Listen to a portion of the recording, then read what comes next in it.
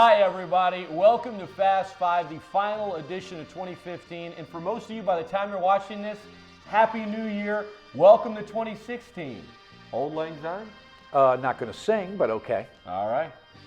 Question number 1. What's your New Year's resolution for sports? My New Year's resolution for sports is to watch more baseball.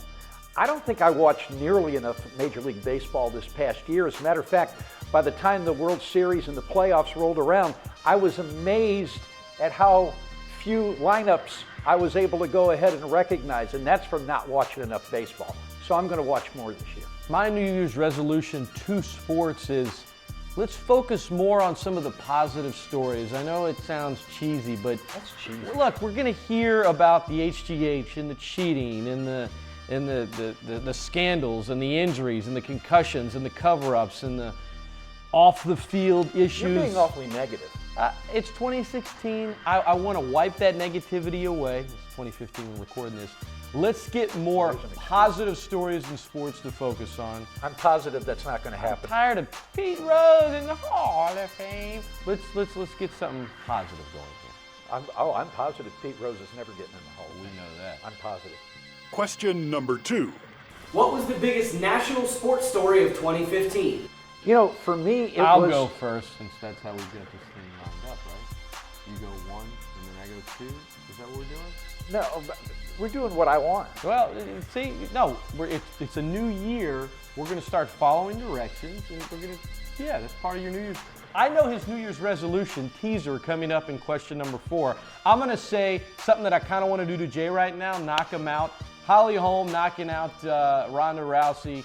It was so unexpected, and I get that a lot of people didn't watch it because they're not fight fans, but the fact that everybody knew about it. I mean, Ronda Rousey was bigger than the sport itself.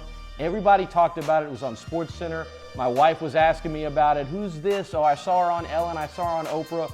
Because it was bigger than the sport itself, it was the biggest sports story nationally of 2015.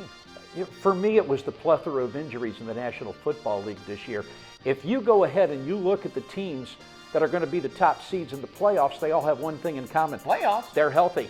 You know, you got the Colts went through 4 quarterbacks. You got the Texans went through 4 quarterbacks. And then you've got, Cincinnati might be on their 3rd by next week. And then on top of that, all of the injuries to top running backs this year. I think anybody that plays fantasy football really knows what I'm talking about. But if you just paid attention, the number of key players that have gone down to injury this year in the National Football League, for me, is the biggest story of the year.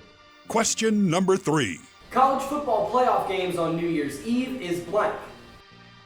Fine with me. You know, it's not like I'm going to go out and be an old Lang Syne, dance on a table at midnight kind of guy. And besides, the last game's at 8 o'clock. It's going to be finished before midnight. You can always go out and be with your friends at midnight and go ahead and toast the new year. And who knows, maybe that Alabama game will be over by halftime, and maybe you can go out then. I got no problem with it. By the time most of you watch it, the games will probably be done, but it's stupid. It's dumb. What is ESPN doing? Some folks work on New Year's Eve. A lot of folks do go out and dance on tables or celebrate and ring in the new year. What are you doing New Year's Day? You're laying on your couch, you're eating, you're recovering from the night before, and you're watching football. The ratings are going to drop this year in the college football playoff because they decided to put it on New Year's Eve, which is just dumb.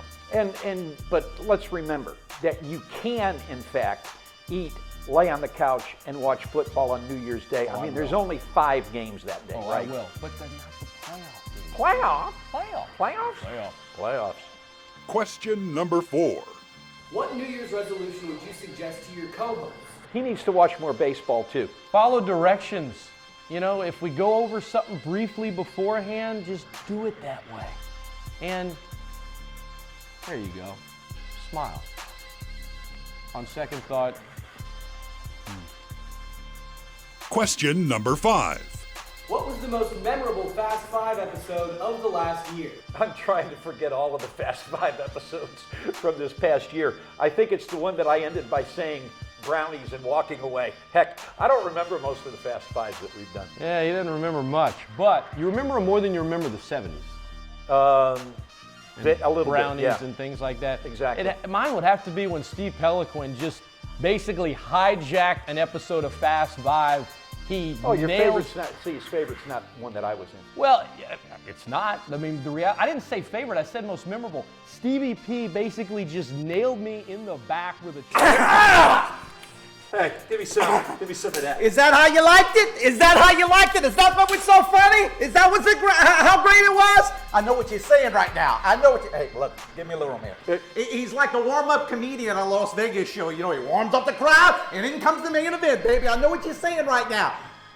Am I seeing what I think I'm seeing at the particular time that I'm seeing it? You're exactly right, okay?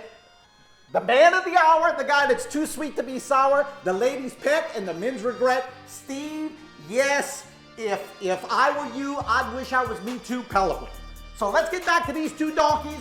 Let them wrap up this little show. I'll let you come back in, Jay. You know what I'm talking about? Let you come back in, finish up the show. Oh, and by the way, happy anniversary, happy New Year, happy birthday, happy New Year, little donkeys. And Happy New Year to all of you.